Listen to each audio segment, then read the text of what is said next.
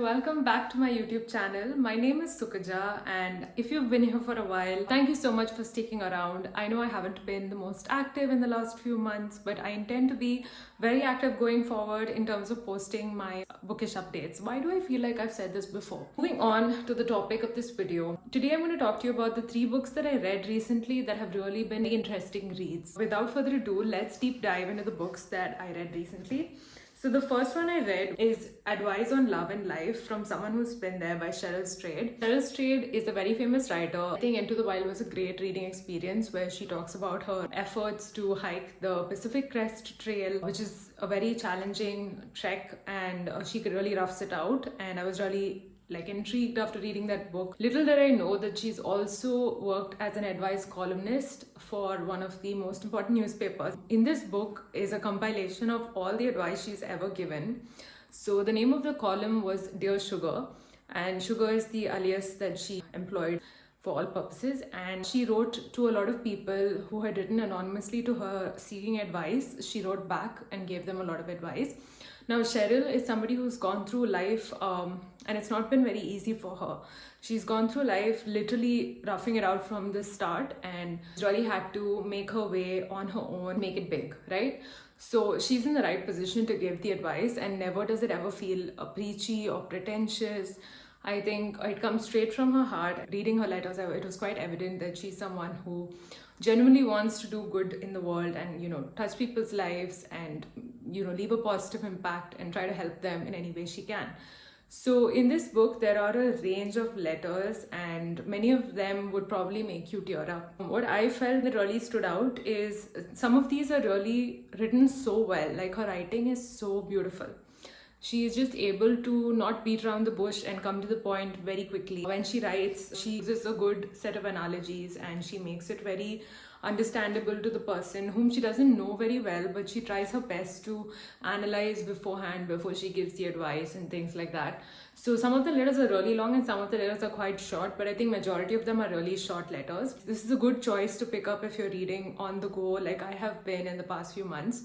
Like, I do a lot of my reading on my commute to work. This has a lot of wisdom in it as well, a lot of tidbits, insights into the human condition. So if that's something that interests you, definitely decide to pick this up. I think I would rate this 4 out of 5 stars. The next book that I read is again a slightly similar in tone to the previous book. This is Maybe You Should Talk to Someone by Lori Gottleib.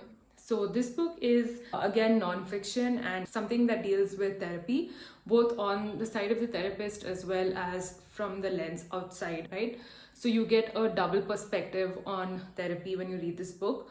And there are a lot of different anecdotes in here, and this is all based on real life, and the characters in this book, their names have changed.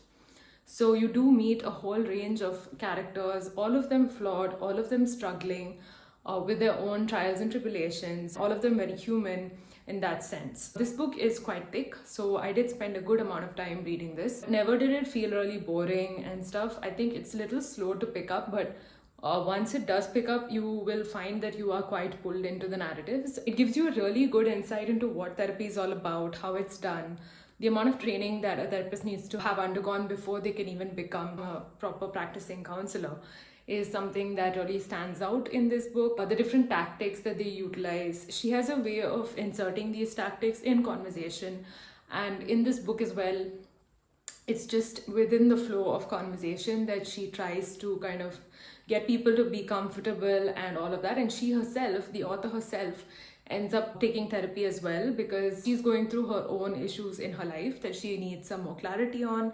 So there are different reasons why people approach a therapist, and this book outlines all of those different areas of life where sometimes we might need somebody to give a third perspective, and this person would need to be someone more than a friend, someone who's able to kind of be very non-judgmental and also nudge you in the right direction without being forceful.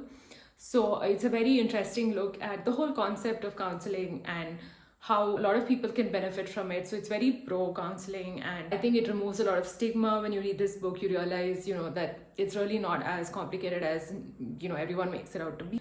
But it requires a lot of practice on part of the therapist to be able to execute things in the right way. A very trained therapist is somebody, when you read this book, you'll probably be able to distinguish, even in real life, from somebody who's not a trained therapist. So There were a lot of wonderful characters in this book, and some of them had very emotional stories. One of them was suffering from cancer, and she goes to Lori for some clarity on, coming to terms with her death and things like that. There was another character that really stood out. I think he was kind of lost in his marriage, and he's got 2 children, and he's somebody who's trying to reconnect with his wife and children, but also having had a very traumatizing childhood. He needs to come to terms with a lot of things first before he can take the steps. Even though he's been in a marriage for say 15 years, he's still not able to kind of navigate it properly in the way that he would like to be.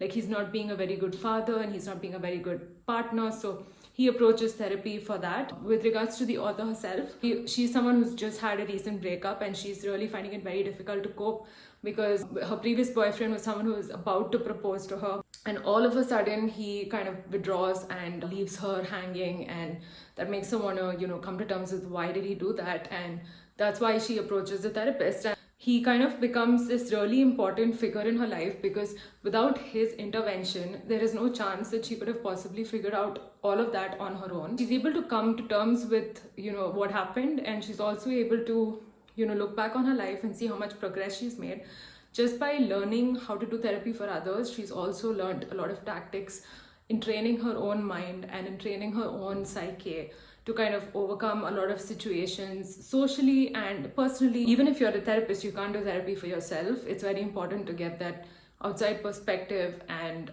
you need somebody else to kind of sit you down and tell you, look, you already know these tools, so you would need to use these tools on yourself. That's what really happens in this book. I love the title, Maybe You Should Talk to Someone. It's really informative, insightful, at times funny, at times sentimental read, and I would highly recommend it. Now, the last book that I recently read, perhaps the most recent read, is Reykjavik, which is translated from the Icelandic by Katrin, Jakobsdottir, and Ragnar Janassan. I'm not sure if I'm pronouncing these right. This book is something that just appealed to me. I just found it in one of these independent bookstores near my house. This is a crime story, but it's very different. And I think it's a good book to try out if you're interested in other cultures, because different cultures have different ways of approaching the subject of crime. Crime is not very prevalent in a lot of societies, particularly the Icelandic society, as well as I think Japan. But this book attempts to do something different. Like, the author is a big fan of Agatha Christie, and she decided to write something along the lines of a Christie murder mystery. But since I haven't read a lot of Christie, I wasn't able to draw any relations between Christie's works and this book. Nevertheless, I think this was quite interesting, but I wouldn't say it was amazing. This would be a 3 out of 5 star read for me, to be honest. And I think maybe a few things got lost in translation, like whatever the author was really trying to say in terms of building up suspense and the basic elements that are required in a proper crime story for the winter, perhaps missing in this book. And the reason I say this is because I think the premise itself, right? So the premise is about a girl who disappears at the age of 15. The story opens up around 20 or 30 years after the disappearance. And there's already been a set of investigations that were done, and dead ends have been arrived at. But there is no clear evidence as to what were the dead ends that were arrived at. Like, they just say, this was a dead end, and this is all we know. So a lot of the times, I found the author repeating the information that has already been told to the reader, and that was a little annoying because I wanted more layers, and I wanted it to be a very interesting story that I, along with the detective, would be able to unravel. But for some reason, that element was totally missing. What I loved is the setting. Like, there is this Icelandic setting, and you do know that you're in this beautiful island where this whole thing takes place, and the island is called Vidi. I think that's how they pronounce it. There are aspects of it that remind you of life in the 1950s, 60s, 70s, perhaps. So that is one unique thing.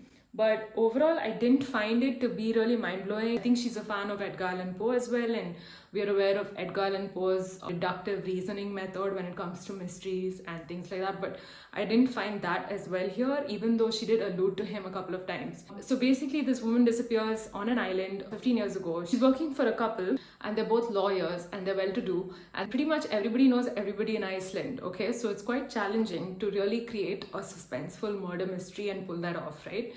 These two authors attempt to do that. There are a lot of news reports, a lot of coverage that's been done, and then this one journalist gets involved in trying to solve the mystery. And I think it does pick up pace in the middle of the novel and goes up really fast towards the end. it did not satisfy my reading curiosity, and I was kind of not very happy with how it panned out, because one of the characters that I got quite invested in suddenly dies, and that was a bit of a turn off for me, because I was really hoping that things will improve now that this character is involved in taking the mystery into his own hands and trying to solve it. But anyway, that was the experience of reading this book, so that's what I have to say. Those were the 3 books that I've recently read. I'm so glad I was able to make this video and keep you guys up to date as to what I've been reading. And thank you so much for staying till the end. Please consider liking and subscribing to my channel and giving this video a thumbs up. I'm going to be making some travel videos every now and then, but largely Bookish Bulletin is going to continue focusing on bookish content and bookish videos. Stay safe, stay sane. Bye.